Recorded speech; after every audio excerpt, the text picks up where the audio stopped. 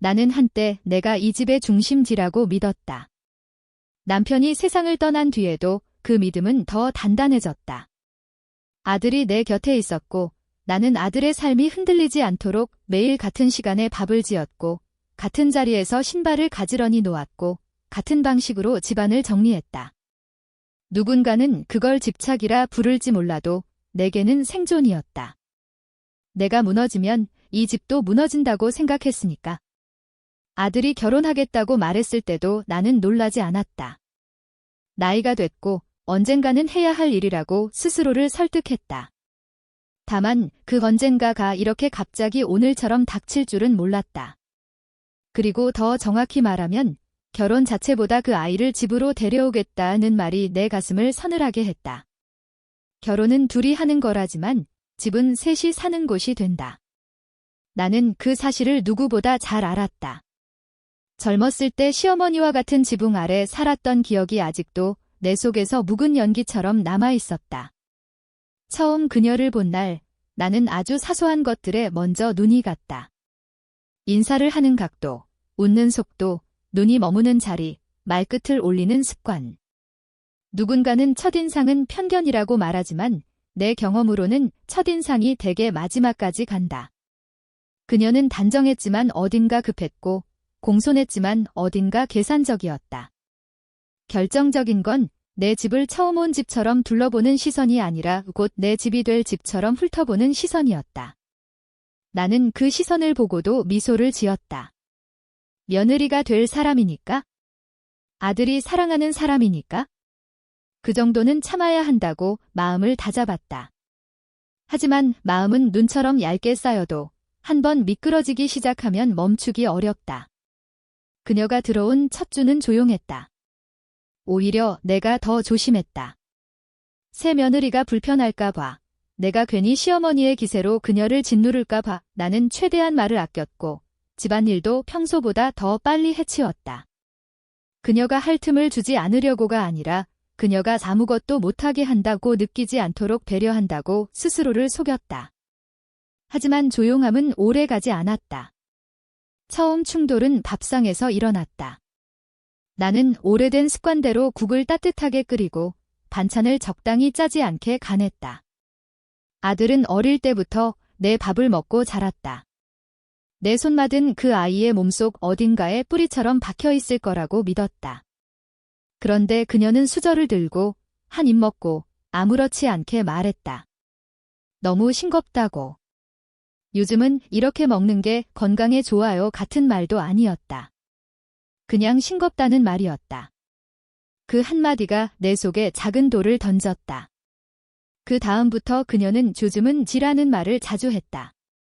요즘은 이런 반찬은 잘 안 먹는다.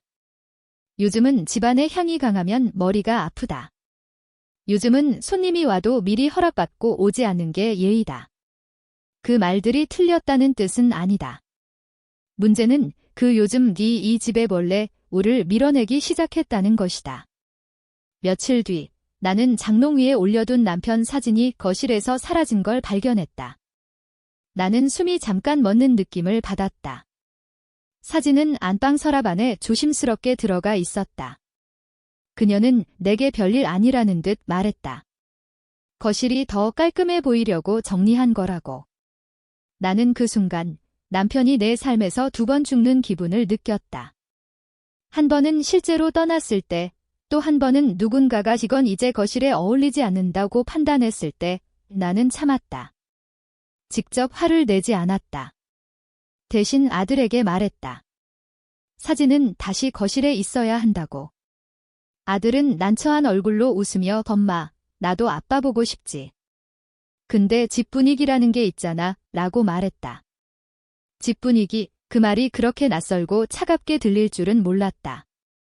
집 분위기는 내가 만들었다고 생각해왔는데 이제는 누군가의 손끝에서 바뀌고 있었다. 작은 일들이 쌓였다. 신발장 자리, 세탁기 사용 시간, 냉장고 정리 방식, 심지어 내가 늘 틀어놓는 라디오 소리까지. 그녀는 조용히, 그러나 분명하게 자신의 방식으로 공간을 바꿨다.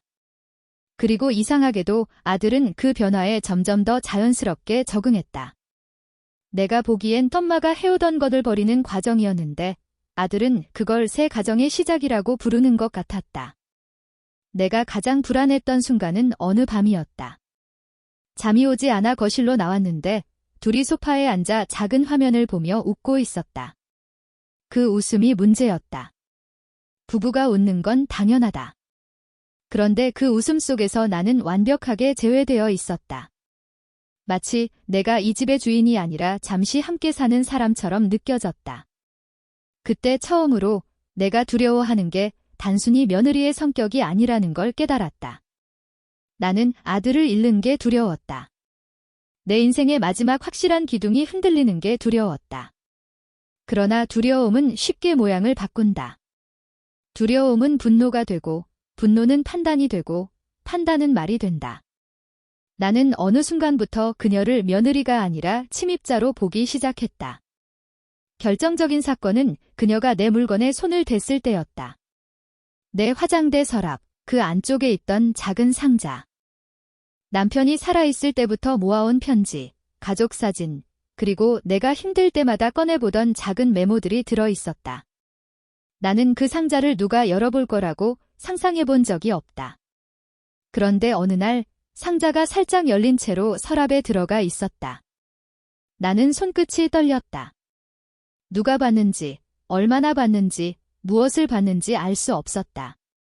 그녀에게 물어볼 수도 없었다. 물어보는 순간 나는 의심하는 시어머니가 되고 그녀는 상처받은 며느리가 될 테니까. 나는 대신 내 방문을 꼭 닫고 그 상자를 다른 곳으로 옮겼다. 하지만 마음은 옮겨지지 않았다. 내 안에서 무언가가 끓기 시작했다. 그날 저녁, 그녀는 아무 일도 없다는 듯이 식탁에 앉았다. 아들도 평소처럼 피곤한 얼굴로 밥을 먹었다. 나는 그들의 얼굴을 번갈아 보며 생각했다. 이 집에서 지금 누가 가장 조심해야 하는 사람인가? 누가 가장 배려받아야 하는 사람인가? 그리고 누가 가장 쉽게 밀려날 사람인가? 그 순간 나는 알았다. 내가 밀려날 수 있다는 것을. 내 집에서, 내 아들 옆에서. 나는 조용히 수저를 내려놓았다. 말하지 않았다. 다만 마음속으로 결심했다. 더 이상 좋은 시어머니라는 역할만 하며 내 자리를 내어주지 않겠다고. 내 방식이 옳다고 주장하려는 게 아니었다. 나는 내 삶의 마지막 경계를 지키고 싶었다. 그리고 그 경계는 누군가의 웃음 속에서 자연스럽게 지워질 만큼 약한 것이 아니었다.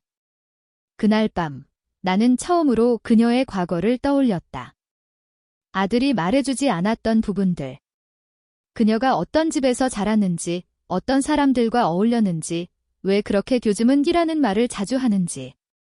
나는 그녀를 알아야 한다고 느꼈다. 알아야 막을 수 있다. 알아야 지킬 수 있다. 알아야 내 아들이 완전히 빼앗기지 않는다. 그리고 바로 그 다음 날, 우연처럼 보였지만 우연이 아니었던 한 통의 전화가 내 인생을 뒤흔들기 시작했다. 그녀의 이름을 부르며 아주 낮고 확신에 찬 목소리로 한 사람이 말했다. 어머니, 그 아이에 대해 어머니가 꼭 알아야 할 게 있어요.